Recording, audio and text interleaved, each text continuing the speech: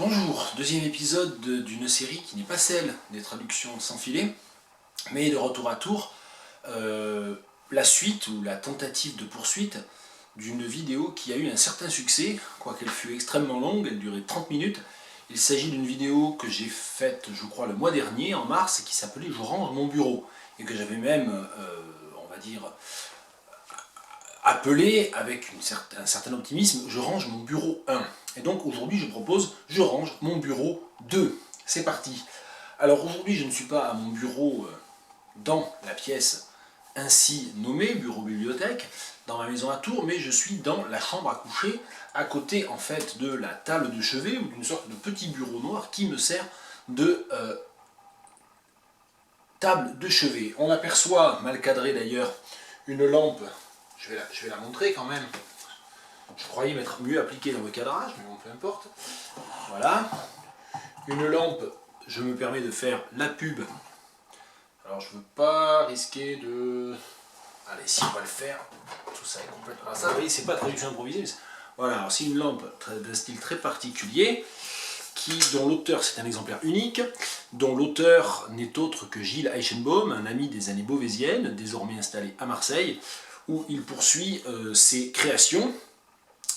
Vous pouvez chercher soit sur Facebook, soit sur Internet, c'est l'atelier Garbage. Voilà, Garbage, comme en anglais Garbage, ça veut dire le déchet, et sa devise, la devise de Gilles Eichenbaum, c'est « Vos poubelles ont du talent », puisqu'il fait des lampes entièrement à partir d'éléments récupérés dans des déchetteries ou dans des brocantes. Voilà. Donc voilà, ça c'est un exemplaire unique qu'on lui a acheté il y a un peu plus d'un an maintenant, après l'avoir retrouvé sa trace sur Internet. Alors ce n'est pas de ça que je vais vous parler aujourd'hui, mais voilà, j'ai fait la promotion un petit peu du très beau et très agréable travail de création de Gilles Eichenbaum. Ce n'est pas de ça que je veux vous parler, mais des lectures en cours actuellement, ou des lectures achevées, ou des lectures que je m'apprête à interrompre, et c'est pour ça que je fais cette vidéo, avant de ranger les livres, soit que j'ai terminé, soit que je ne souhaite pas poursuivre, car ça arrive aussi, ça m'arrive même de plus en plus souvent. Je vais vous en parler. Alors actuellement, il y a pas mal de livres, en fait, que j'ai lus récemment, que je suis en train de lire. Alors peut-être pour commencer par le côté le plus professionnel, je suis en train de lire un petit opuscule en fait extrêmement universitaire. C'est un ouvrage qui a été publié dans le cadre du programme de l'agrégation d'anglais. Il y a au programme, à partir de cette année, à l'option de littérature, le beau roman de Carl Phillips, Crossing the River. Et Françoise Clary a écrit un petit manuel, en quelque sorte, notamment pour les étudiants qui prépareraient l'agrégation d'anglais en candidat libre. Donc, bon, je suis en train de lire ça, puisque j'ai dit à mes étudiants, à moi, parce que c'est moi qui fais le cours à Tours, c'est en fait même à Tours, Poitiers et Limoges, puisqu'il y a une mutualisation des cours d'agrégation, ça se passe en visioconférence. J'ai dit à mes étudiants de Tours, Poitiers et Limoges de ne surtout pas acheter ce livre, qu'ils n'avaient pas de temps à perdre avec ça, mais que moi je leur en ferai une synthèse. Donc je suis en train de le compulser petit à petit. Donc ça c'est purement utilitaire. Lu pendant les vacances la semaine dernière, j'y ai même consacré une vidéo de traduction, la réédition chez Abaddon Édition, diffusée par Tiers Livre, François Bon, le premier roman de Michel Dujardin, Blocos, et je n'en reparle pas, je vous renvoie à la vidéo de traduction afférente, mais je conseille vraiment très chaleureusement et très, comment dire, énergiquement, ce roman de 1983 qui, comme son titre l'indique, se passe principalement, primordialement, dans et autour d'un blocos. Je n'en dis pas plus pour aujourd'hui. Lu avec une petite déception, mais depuis maintenant plusieurs volumes, il me déçoit, ou je sais pas, son univers tourne un peu en rond. Le dernier, Enrique Villamatas, Mac et son contretemps, alors qui est très malin, qui est très savant, qui est très ironique et assez facétieux aussi par certains côtés. On retrouve l'univers de Villamatas, mais ça tourne un petit peu à vide. Alors ça tourne quand même moins à vide que les derniers que j'avais lus, notamment Air de Dylan et Impression de Cassel, qui étaient vraiment, moi je trouve, très en dessous de la norme de ce qu'écrit Villamatas. Ici, en l'occurrence, bon, ça se lit quand même avec plaisir, c'est très intelligent, Il me semble, mais c'est une impression que j'ai depuis longtemps, que, bien que je ne parle pas le castillan et que donc je le lise uniquement en traduction, il me semble que les traductions d'André Gabastou sont un petit peu, comment dire, maladroites ou bancales par moments. Il y a des phrases qui sont, alors évidemment peut-être que c'est délibéré chez William Matas, mais je ne le pense pas. Il y a des phrases qui sont souvent un peu lourdes ou un peu gauches, et c'est toujours un peu curieux. Bien, donc Mac et son contretemps, que j'ai lu la semaine dernière aussi, hein, de Enrique Villamatas, c'est l'histoire d'un narrateur qui, en fait, a perdu son travail, passe ses journées à se promener dans un quartier de Barcelone, dans son quartier à Barcelone, où il côtoie un ancien camarade qui est devenu entre-temps un écrivain célèbre, et en fait il prend la décision, une décision un peu vampirique ou un peu comment dire, spectrale, un peu de doppelganger, hein, si on veut, de réécrire, il se met en tête de réécrire un des premiers livres de cet ami écrivain en le lui cachant. Et ce livre, ce premier livre tombé dans l'oubli, qui s'appelle Walter et son contretemps, il décide donc de le réécrire. Alors ce qui est évidemment, une partie du jeu vient du fait que le roman n'existe pas, puisque le romancier est un personnage de fiction du roman lui-même, et finalement s'inscrit en creux un portrait d'écrivain, et un portrait d'écrivain qui passe son temps à dire qu'il n'en est pas un, mais qui est représenté en fait dans une sorte d'obsession permanente de l'écriture, du travail d'écriture, du travail d'élaboration d'écriture, et donc aussi, en l'occurrence, de réécriture. Alors il y a vraiment des longueurs, moi je trouve. Ce qui m'a amusé un petit peu aussi dans ce roman-là, c'est d'y retrouver comme toujours l'immense culture littéraire à la bibliothèque de Villamatas, qui donne toujours des pistes, qui fait toujours réfléchir, enfin qui donne toujours à réfléchir. Il parle notamment, dans le chapitre 36, de 53 jours de Pérec, d'une manière extrêmement fine.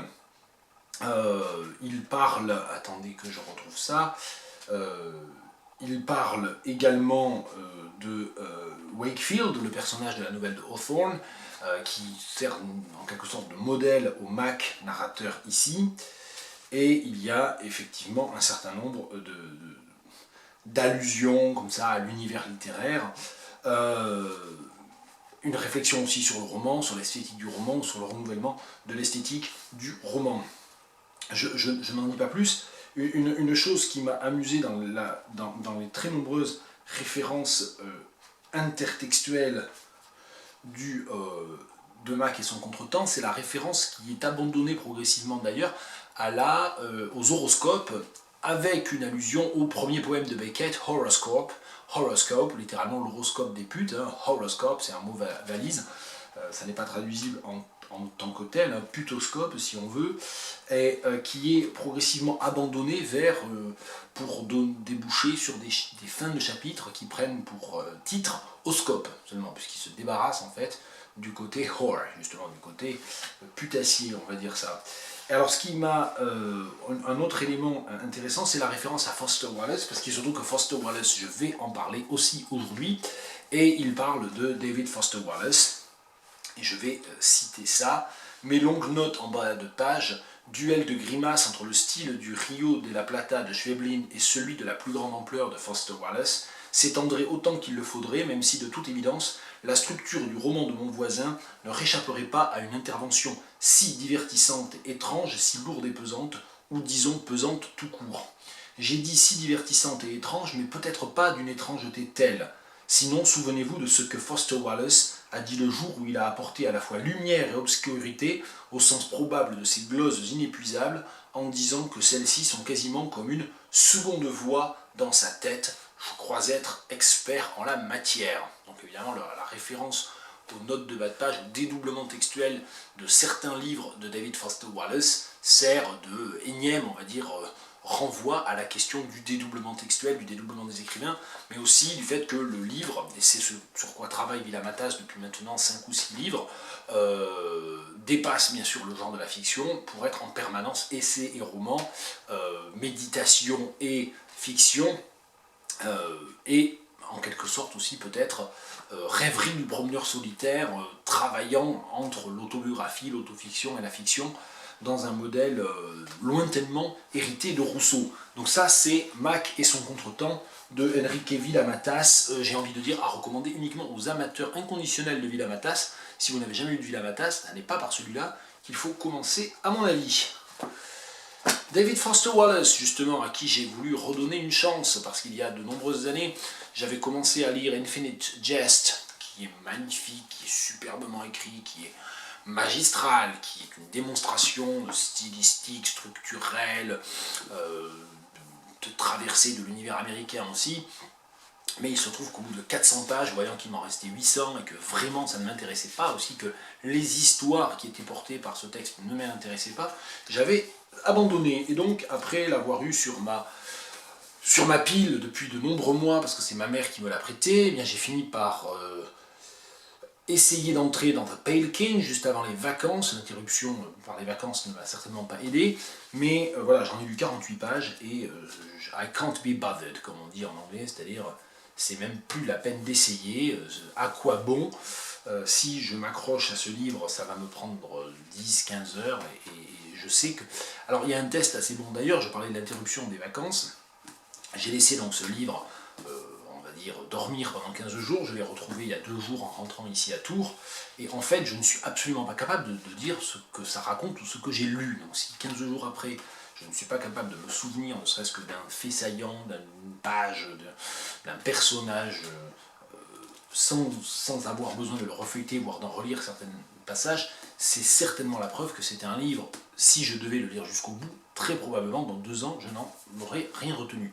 Donc j'ai pas de temps à perdre, David Foster Wallace, c'est sans doute moi qui passe à côté, mais voilà, au revoir The Pale King. Alors dans un genre, on va dire, dans un genre qui n'a rien à voir littérairement, qu'il s'agisse de l'époque, de l'écriture, du genre, mais il se trouve que c'est concomitant, que ça coïncide avec ma lecture, ou presque, ça coïncide presque avec ma tentative de lecture de The Pale King de David Foster Wallace. Il y a Indiana de George Sand, alors avec un petit post-it de mon épouse quand elle me l'a offert, donc ça j'enlève quand même. Alors il se trouve que voilà, mon épouse m'a offert ça, je crois, à Noël dernier, et c'était un livre bon, voilà, de bibliophilie modeste, on va dire ça comme ça. C'est une édition que mon épouse a acheté, parce que ce qui l'a amusé, c'est de voir que le premier propriétaire du livre avait mis un certain nombre d'annotations marginales, critiquant en fait le style ou les invraisemblances ou les incongruités de George Sand. Alors il se trouve que mon épouse aime beaucoup Indiana de George Sand, donc elle l'a lu il y a quelques années, et donc je l'ai lu aussi, j'ai commencé à le lire il y a quelques semaines, et je me suis arrêté au seuil de la 3e partie. Alors je ne sais pas si je vais continuer, parce que je trouve ça personnellement effectivement assez invraisemblable, un petit peu sirupeux quand même, et l'analyse psychologique qui est portée par un style intéressant, hein, je veux dire, y a pas, même à la rigueur, je veux dire, moi qui n'ai jamais lu de George Sand, je m'en faisais une idée peut-être nettement plus péjorative, nettement plus négative, c'est plutôt une découverte heureuse. Mais voilà, juste l'histoire de ces gens ne m'intéresse pas, ce personnage de femme voilà, ne me captive pas, donc je sais pas, je suis à la moitié, pile, hein, presque pile, au début de la 3e partie, donc pour l'instant je le laisse quand même sur ma table de chevet, mais je ne sais pas si j'irai jusqu'au bout. Enfin voilà, en tout cas elle est temporairement sauvée. Alors également va rester sur ma table de chevet, parce que j'en lis un poème de temps à autre, régulièrement, avec plaisir. Je n'en ai jamais parlé dans mes traductions sans filet, parce que là, pour le coup, il s'agirait, enfin, en tout cas, je ne sais pas si c'est possible ou pas, mais ça n'est pas dans mes capacités à moi d'improviser une traduction sur un des poèmes de Loving by Will de Timothy Hades, je ne sais jamais comment on dit, grand traducteur de poésie française. Il est notamment l'auteur de très belles traductions, dont je crois déjà avoir parlé d'ailleurs, au moins dans mes blogs, de Jean Cassou. Il a traduit les 33 sonnets composés au secret de Jean Cassou, il a traduit Desnos, Voilà, c'est un traducteur extrêmement prolixe, hein, vous pouvez aller chercher sur son site web.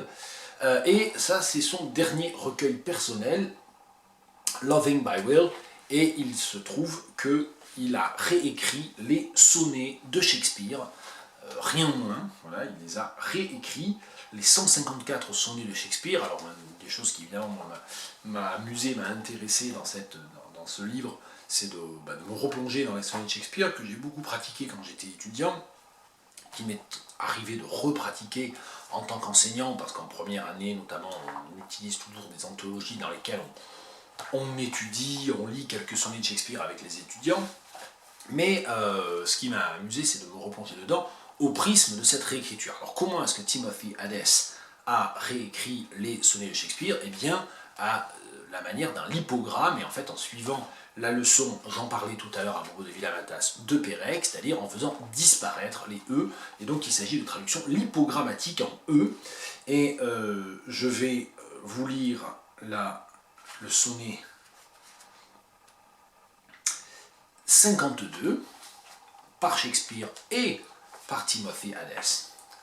So am I, as the rich, whose blessed key can bring him to the sweet uplocked treasure, the which he will not every hour survey for blunting the fine point of seldom pleasure. Therefore are feasts so solemn and so rare, since, seldom coming in the long year set like stones of worth, they thinly placed are, or captain jewels in the carcanet. So is the time that keeps you as my chest, or as the wardrobe which the robe doth hide, to make some special instant special blessed. By new enfolding is imprisoned pride. Blessed are you, whose worthiness gives scope, being had to triumph, being lacked to hope. Et la version de Timothy Hadès, qui la donne en regard, donc il y a à chaque fois, c'est une très bonne édition des sonnets de Shakespeare, il y a le texte des sonnets de Shakespeare hein, à chaque fois, et donc sur le principe des éditions bilingues en quelque sorte, hein, il y a l'original à gauche et la traduction lipogrammatique à droite, et donc en face vous avez donc cette traduction que vous voyez là, hein, que je vous montre rapidement avant de vous la lire. 52, enfin 52, sonnet 52, Your visits unlock my box, parce qu'il donne un titre également lipogrammatique, alors que les sonnets de Shakespeare n'ont pas de titre. Think of a rich man with a lucky lock, unlocking it to find that hoard of his, but not at 2 and 4 and 6 o'clock, blunting too soon his tingling points of bliss. That's why a Christmas or bank holiday, ruby or diamond is occasional. Unusual, not quickly on its way, but far apart, sewn thinly, if at all. Waiting for you is similar. I lock my cupboard, which contains my party gown, imprisoning its glory till my clock says I can put it on and go to town. Good on you! What a star! Big span of doubt, I triumph with you, and I wish without. Alors il se trouve, j'ai pas le temps de rentrer dans une exploration précise, vers à vers, quatrain à quatrain, etc. Mais ce que l'on a entendu et vu, j'espère aussi quand je l'ai montré, c'est qu'il s'agit de traduction lipogrammatique des sonnets de Shakespeare qui respectent la structure d'un sonnet, c'est-à-dire les rimes. Donc là, le schéma de rime classique du sonnet shakespearien, rime croisée, contrairement au sonnet français en rimes embrassées, 3 quatrains et non pas un octave ou un huitain et un sixième, 3 quatrains plus un distique, le distique final.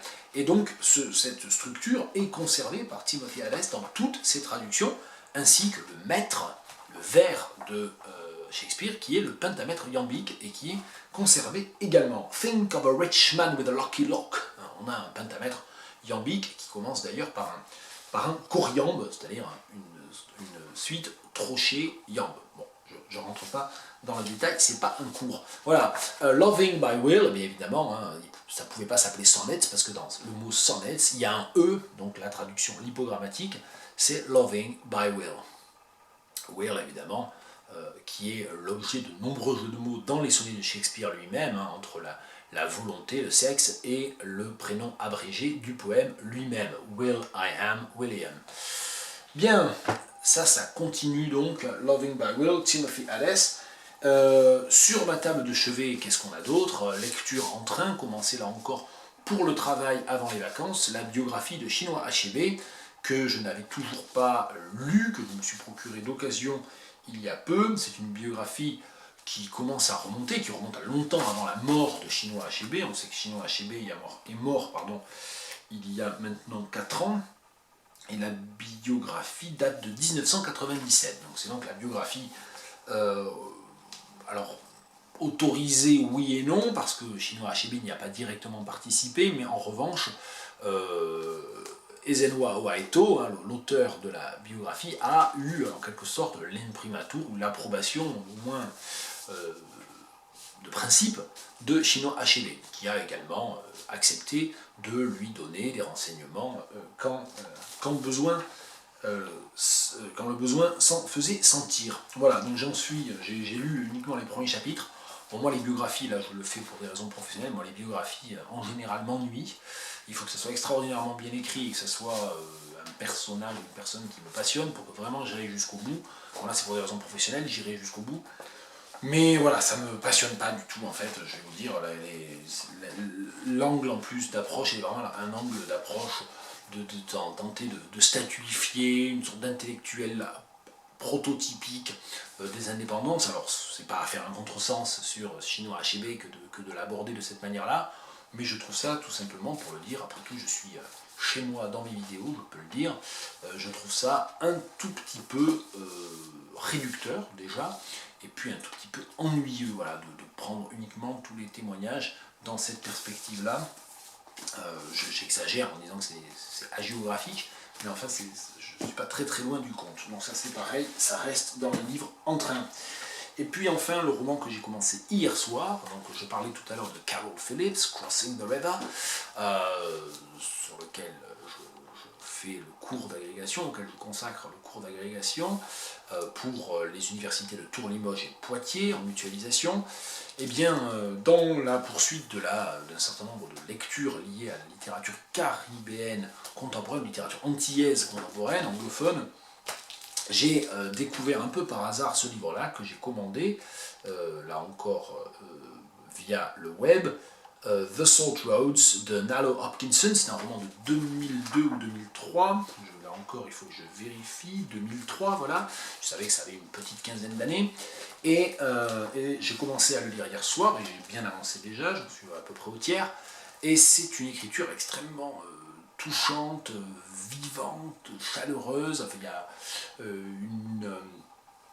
un travail sur les différentes langues, les différents langages, les différents idiomes aussi, qui est très captivant, qui vraiment fait aller de l'avant dans cette lecture-là, avec les itinéraires croisés. Bon, ça c'est un procédé qui devient un petit peu systématique dans toute une littérature, on va dire postcoloniale, mais pas seulement, qui est de croiser les histoires de plusieurs protagonistes. C'est un des principes structurels d'ailleurs de Crossing the River de Carol Phillips, mais ici, mon attention a été attirée par le fait que l'un des personnages centraux du roman, sachant qu'il y a toute une partie qui se passe à Saint-Domingue à l'époque de l'esclavage, donc dans le milieu des esclaves, donc il y a une description extrêmement dure, extrêmement réaliste, extrêmement poignante en fait aussi des relations entre esclaves, et notamment d'un personnage de femme esclave qui a des pouvoirs de guérisseuse et qui se sent investie en quelque sorte d'une sorte de mission un peu fantastique ou religieuse, mystique presque, hein. Une mission, oui, à connotation mystique. Par-delà, donc il y a tout ce film narratif-là, mais la raison pour laquelle j'ai commandé le livre, c'est parce que j'ai été intrigué de voir que un des personnages et un des films narratifs, c'est celui de Jeanne Duval, la maîtresse de Baudelaire, dont la biographie est donc ici fictionnalisée. Donc ça donne lieu à des pages extrêmement dures, extrêmement tranchantes, notamment vis-à-vis de la mère de Baudelaire et du rejet de cette mulâtresse, comme on disait, par la mère de Baudelaire, et également un très grand nombre de scènes aussi qui représentent aussi le corps féminin, qui vont au-delà justement d'une forme d'esthétisation, d'idéalisation que l'on retrouve encore dans la poésie de Baudelaire. Alors bon, la poésie de Baudelaire n'est pas... est marqué justement de ce constant va-et-vient entre l'idéalisation et la matérialisation, ou l'attention aux aspects les plus, on va dire, les plus criants physiques du corps, et aussi du corps des femmes, mais il y a toujours une part d'idéalisation. Ici, on est dans l'anti-idéalisation, dans l'anti-idéalisme absolu, d'ailleurs jusque dans la description des scènes lesbiennes, en fait, qui sont extrêmement bien écrites.